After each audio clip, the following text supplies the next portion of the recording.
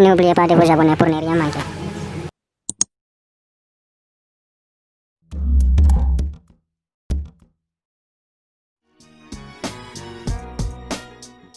Bonjour à tous, on commence cette revue de presse en France avec l'OL. Les Gaunes font la couverture de l'équipe ce mercredi car ils ne sont pas dans une forme olympique. Ils sont à la peine en championnat et en interne, l'atmosphère est lourde.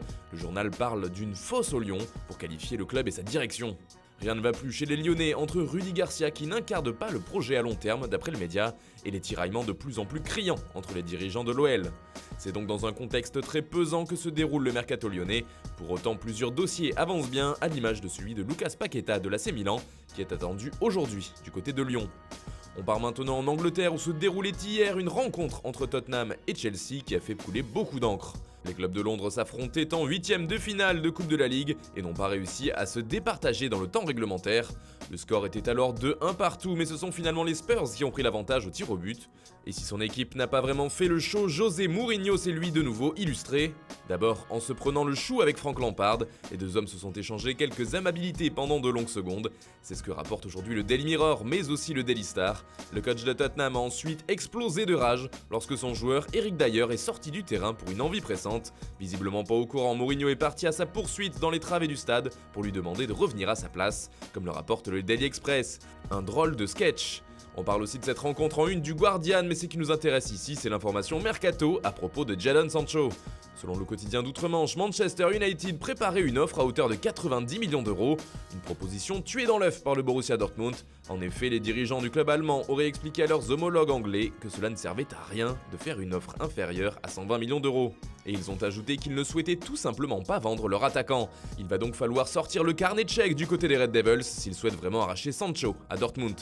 The Guardian poursuit avec une autre possibilité pour United qui cherche un renfort en attaque, c'est Ousmane Dembélé. Mais là aussi l'opération serait très compliquée, notamment car le Français ne souhaite pas quitter Barcelone. En Italie, le mercato fait également les gros titres. Federico Chiesa fait la une de Tuttosport ce mercredi, car il est l'une des priorités de la Juventus. Le quotidien transalpin parle d'un possible accord avec la Fiorentina, mais la vieille dame devra d'abord vendre, selon le média. Ce sera soit Mattia De Sciglio, soit Douglas Costa, peut-on lire sur la couverture. Il faut dire que l'opération pourrait coûter cher à la Juventus. En effet, la Viola demanderait environ 50 millions d'euros pour Chiesa. L'autre info du jour en Serie A, c'est l'attente des résultats du test du Napoli, après les 14 cas positifs au coronavirus de son adversaire du week-end, le Genoa. Aujourd'hui, c'est tout le football italien qui tremble en attendant son verdict, comme le rapporte le Quotidiano Sportivo. Du côté de l'Espagne, Eden Hazard est de retour. Selon AS, il devrait jouer ses premières minutes de la saison, aujourd'hui face à Valladolid. Un second TC pour le quotidien, qui explique qu'après une première année marquée par la frustration et les blessures, le Belge va pouvoir rebondir. Ce dernier fait d'ailleurs aussi la une de Marca en compagnie de Marco Asensio. Tous deux ont décroché une présence dans la liste de Zinedine Zidane pour la rencontre de ce mercredi. D'ailleurs, le coach de la Casablanca a tenu à soutenir Hazard après ses débuts difficiles à Madrid. Le plus important pour lui, c'est qu'il ne souffre plus de cette blessure. La saison est très longue, il y a encore du temps, a résumé Zizou. On termine ce tour de la presse par Lionel Messi qui fait la couverture de Sport. L'Argentin a donné une interview exclusive au quotidien ibérique et il a vidé son sac. La Pulga est revenu sur ses mots durs pour son club de toujours, des déclarations fortes après l'épisode de Suarez qui visait surtout la direction catalane.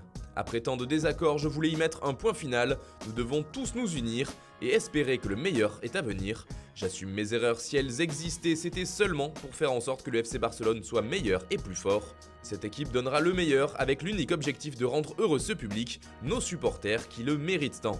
Nous devons laisser nos différences de côté. Une mise au point qui s'est conclue sur un message aux fans. Si à un moment l'un d'entre eux a pu être blessé par quelque chose que j'ai dit ou fait, qu'il n'ait aucun doute que je l'ai toujours fait en pensant aussi au bien du club.